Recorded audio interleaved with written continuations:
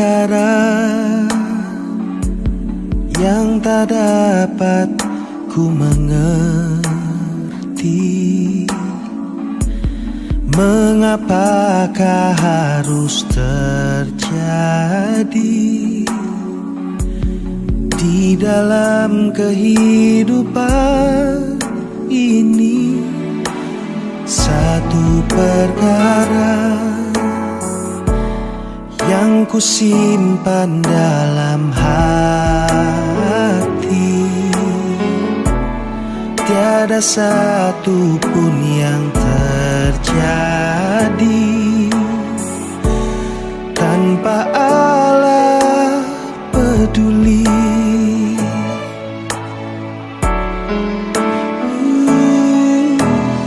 Allah mengerti, Allah peduli segala persoalan yang kita hadapi.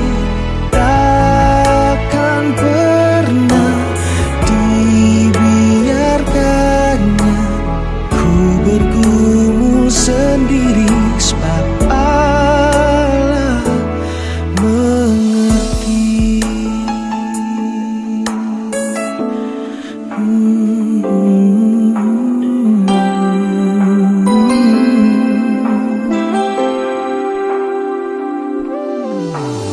Banyak perkara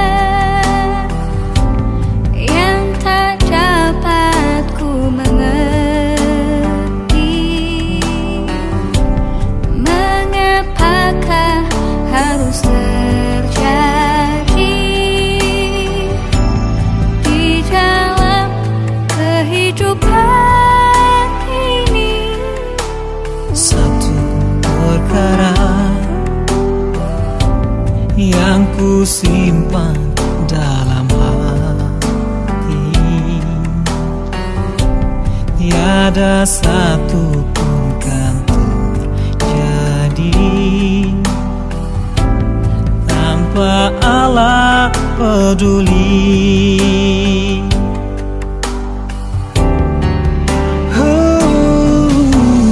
Allah mengerti,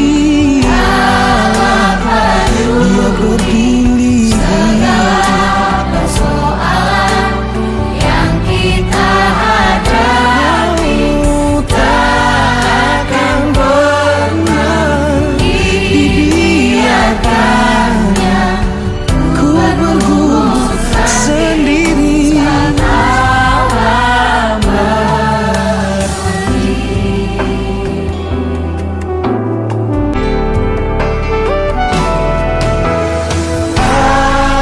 mengerti, Allah peduli segala persoalan yang tiap kita hadapi. Takkan pernah dibiarkan ku sendiri, sebab Allah mengerti. Takkan pernah dibiarkan sendiri, sebab Allah mengerti.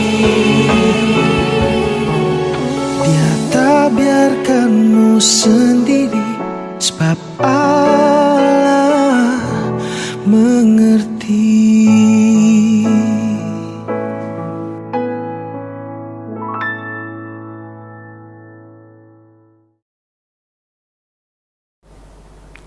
Selamat pagi saudara-saudara, kita dipertemukan kembali oleh Tuhan melalui kebenaran firman Allah pada pagi hari ini. Sama-sama kita akan tundukkan kepala.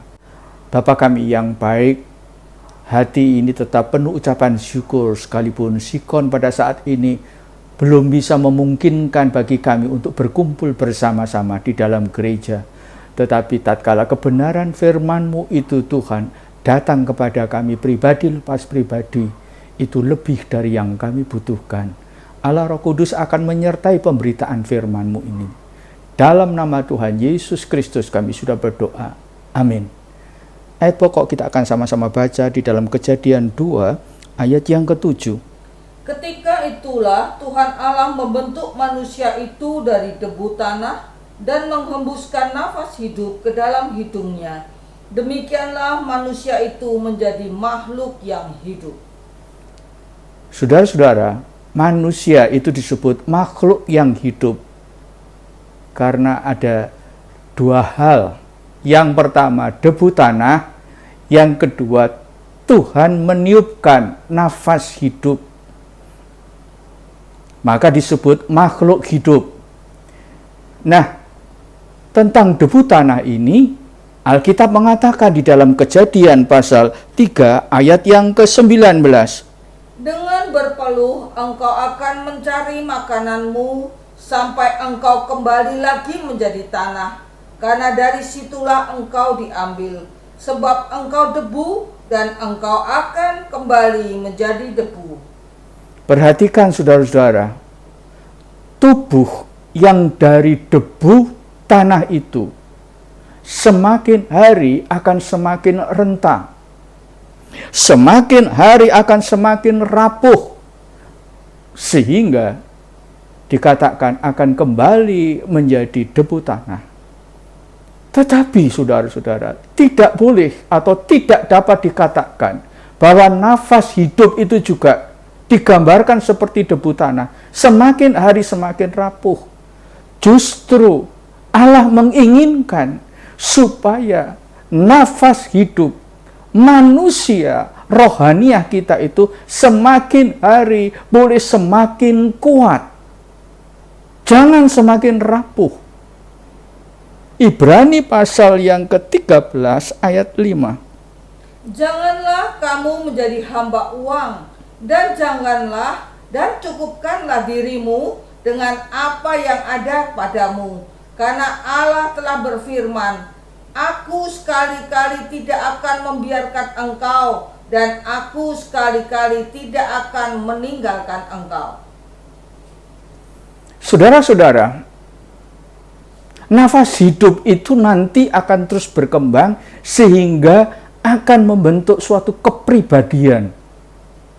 Nah, kepribadian manusia itu juga akan mengalami perkembangan, dapat berkembang.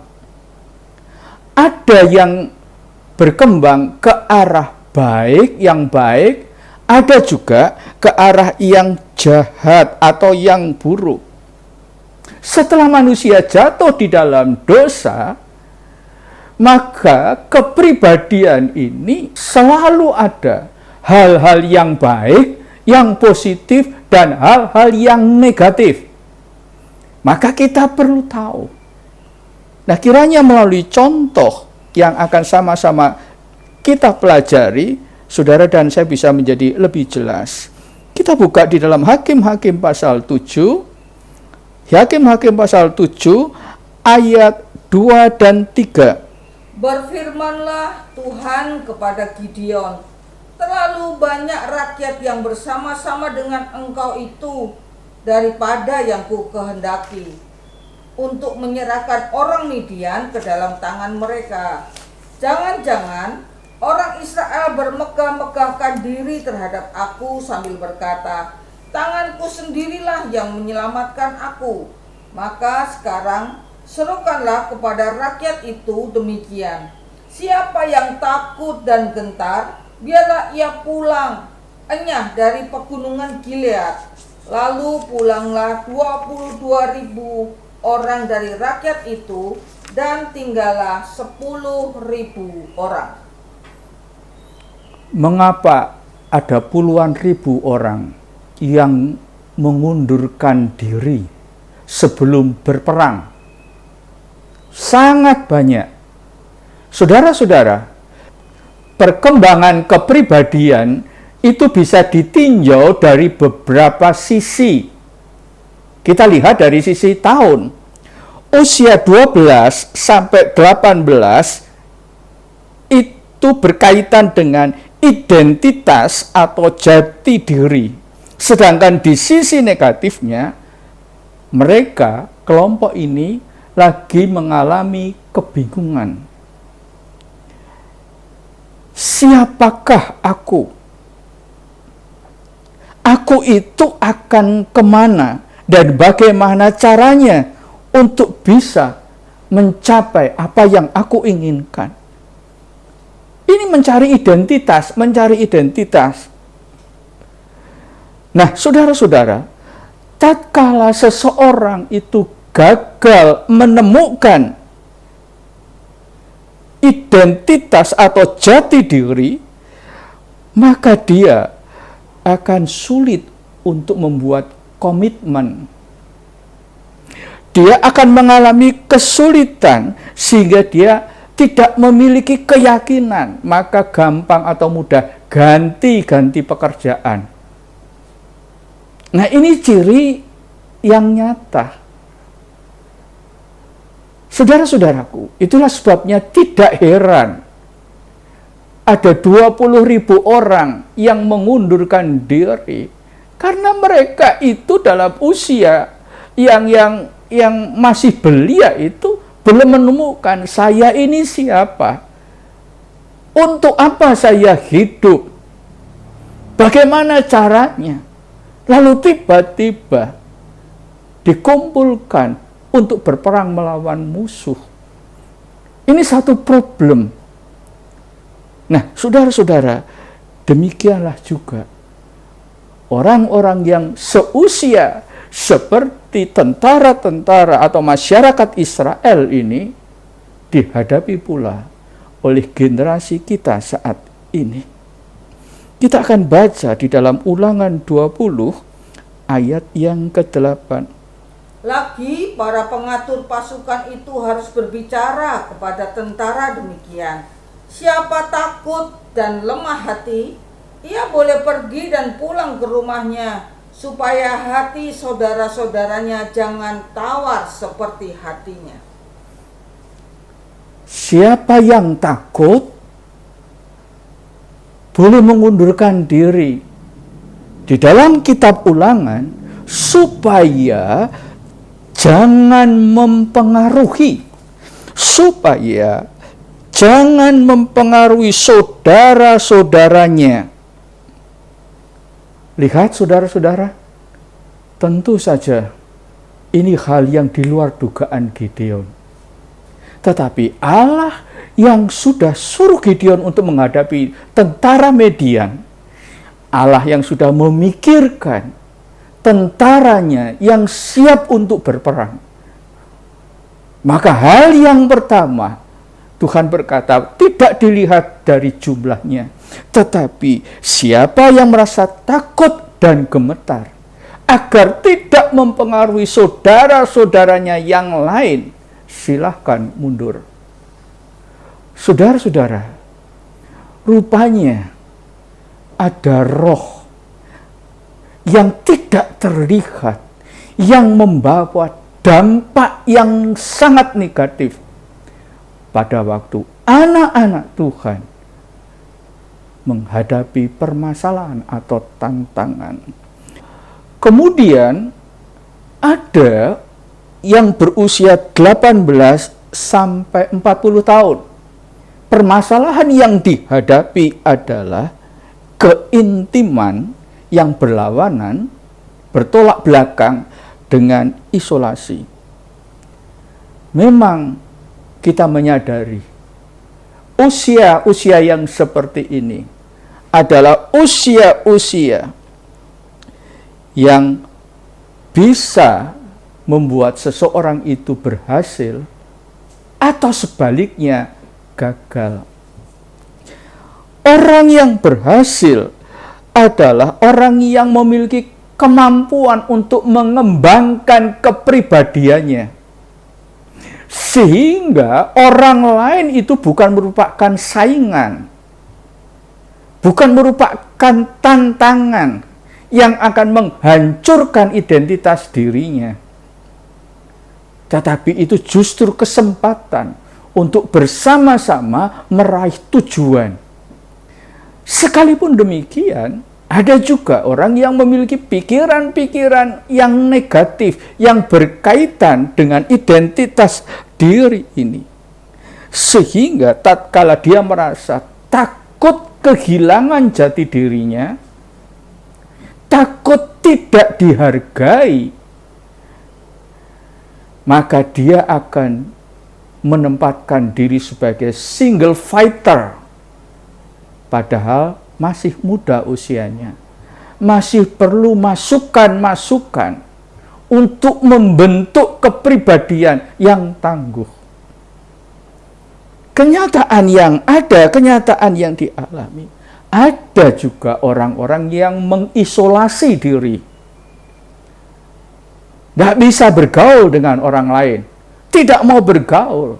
Dan yang lebih buruk, pada saat orang semacam ini merasa jati dirinya, identitasnya itu terganggu, dia tidak segan-segan berusaha untuk menyingkirkan orang lain dengan menimbulkan isu-isu yang negatif, sehingga orang lain itu dibunuh karakternya.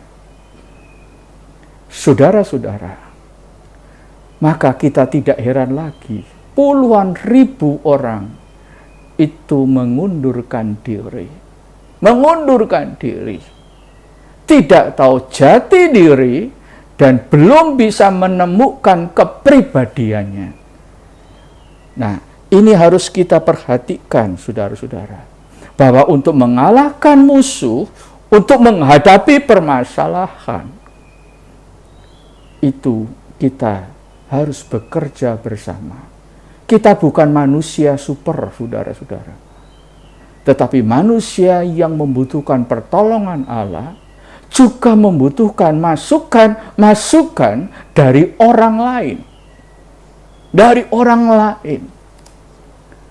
Nah, sekarang kita melihat di dalam Hakim-Hakim pasal 7 ayat 4 dan 5. Tetapi Tuhan berfirman kepada Gideon, masih terlalu banyak rakyat, suruhlah mereka turun minum air, maka aku akan menyaring mereka bagimu di sana. Siapa yang kufirmankan kepadamu, inilah orang yang akan pergi bersama-sama dengan engkau. Dialah yang akan pergi bersama-sama dengan engkau. Tetapi barang siapa yang kufirmankan kepadamu, inilah orang yang tidak akan pergi bersama-sama dengan engkau, dialah yang tidak akan pergi.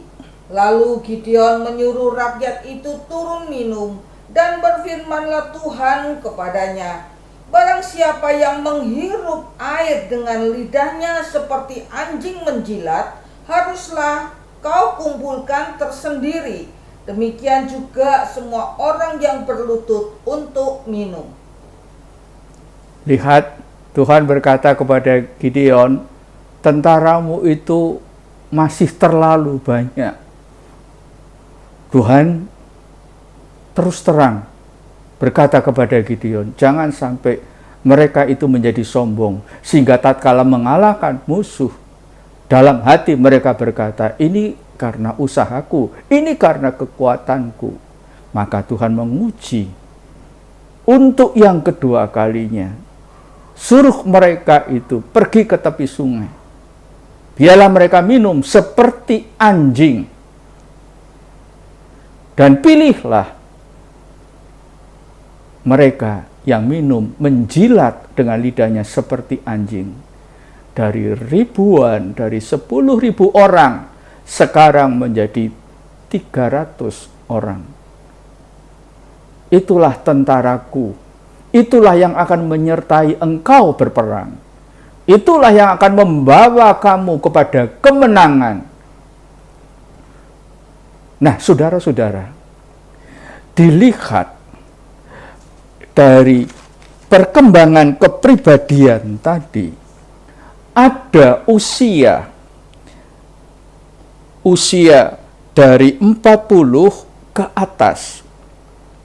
Nah, usia 40 ke atas ini biasa disebut dari perkembangan kepribadian, generativitas melawan stagnasi. Jadi ada yang memikirkan, ada yang bertitik tolak dari sisi generasi. Apa yang akan saya berikan? Apa yang akan menjadi yang dapat saya berikan teladan kepada keturunan saya? Jadi ada kerinduan. Dia ingin memberikan ilmunya. Ini orang yang sudah matang, yang sudah memikirkan, bukan hanya untuk meraih kemenangan, tetapi dia ingin memberikan pengalamannya. Dia ingin memberikan teorinya kepada anak, kepada orang-orang generasi di bawahnya. Nah, saudara-saudaraku, tidak banyak. Tetapi justru inilah yang mendorong saudara dan saya untuk bisa memberikan sesuatu yang berguna di dalam kehidupan kita. Orang berpikir dalam usia seperti ini, apakah saya masih dibutuhkan? Penghargaan yang muncul dari hati nurani yang murni adalah, apakah saya masih bisa menjadi berkat? Tatkala dia ini dilibatkan, ada rasa ucapan syukur. Nah, inilah saudara-saudara yang Tuhan inginkan terjadi. Menjadi orang yang rendah hati. Menjadi orang yang humble. Humble itu dari kata-kata human able. Orang yang berguna. Jadi orang yang berguna itu dimulai dengan kerendahan hati. Ini sesuai dengan kebenaran firman Allah. Kita sekarang akan membaca dalam Hakim-Hakim pasal 8 ayat yang keempat. Ketika Gideon sampai ke sungai Yordan, menyeberanglah ia dan ke-300 orang yang bersama-sama dengan dia, meskipun masih lelah, namun mengejar juga. Tentara Gideon yang melewati saringan yang begitu berat. Orang-orang yang humble ini, meskipun masih lelah, namun mengejar juga. Masih lelah, namun mengejar juga. Bukankah ini mewariskan nilai-nilai kehidupan yang luar biasa? Siapa yang tidak lelah? Bahkan orang muda pun bisa lelah. Tetapi di dalam ayat ini sudah jelas bahwa orang-orang pilihan ini mewariskan satu keteladanan. Ikutlah aku, contohlah aku. Fisik bisa lelah, tetapi kerohanian, tetapi manusia spiritual tidak loyo, saudara-saudara. Kita sekarang buka di dalam Mazmur 92 ayat 15-16. Pada masa tua pun mereka masih berbuah, menjadi gemuk dan segar, untuk memberitakan bahwa Tuhan itu benar, bahwa ia gunung batuku dan tidak ada kecurangan padanya. Pada masa tua mereka masih gemuk, masih segar. Berapa usia saudara sekarang? Tetapi pemazmur ini mengingatkan kepada kita, jangan gampang berkata, aku sudah tua, aku sudah loyo, aku sudah tidak memiliki kekuatan atau kemampuan. Debu tanah akan kembali kepada debu tanah. Tetapi nafas yang dari Allah, yang saudara dan saya terima, itu akan membuat kehidupan rohani kita, manusia batiniah kita, itu tetap kuat, tetap segar. Dan inilah yang dibuktikan oleh tentara-tentara Gideon untuk menyatakan bahwa Allah yang kita sembah itu Allah yang hidup. Pada masa tua mereka masih berbuah jadi gemuk dan segar, untuk membuktikan bahwa Allah mereka itu adalah batu karang yang teguh. Saudara-saudara, ini pengalaman yang disampaikan untuk saudara dan saya, agar saudara dan saya, tatkala kita berkata, Tuhan, Engkau itu gunung batuku, batu karang yang teguh, maka dalam situasi yang seperti ini, sekalipun dari sisi usia kita tidak dibilang muda lagi, tetapi saudara masih bisa mengeluarkan buah, saudara masih gemuk, saudara masih segar. Inilah yang Allah rindukan terjadi di dalam kehidupan saudara dan saya. Dan akhirnya saya akan menutup firman yang saya sampaikan di dalam kitab Ayub 8 ayat 21. Ia masih akan membuat mulutmu tertawa dan bibirmu bersorak-sorak. Saudara-saudara, ia masih akan. Jadi pertolongannya, campur tangannya, kasihnya tidak berhenti sampai pagi ini saja. Dia itu masih akan membuat mulutmu itu tertawa, bibirmu bersorak-sorai. Ini yang harus kita imani. Iman sebesar sebiji sesawi. Kalau iman itu iman yang hidup, maka saudara dan saya akan mengaminkan, ya Tuhan, aku tahu Tuhan, untuk masa-masa yang akan datang, Engkau masih akan memberkati kami, sehingga mulut kami tertawa. Sekarang mungkin saudara-saudara belum bisa tertawa, tetapi kita pegang janji Allah. Dalam situasi yang seperti ini, peganglah janji Allah.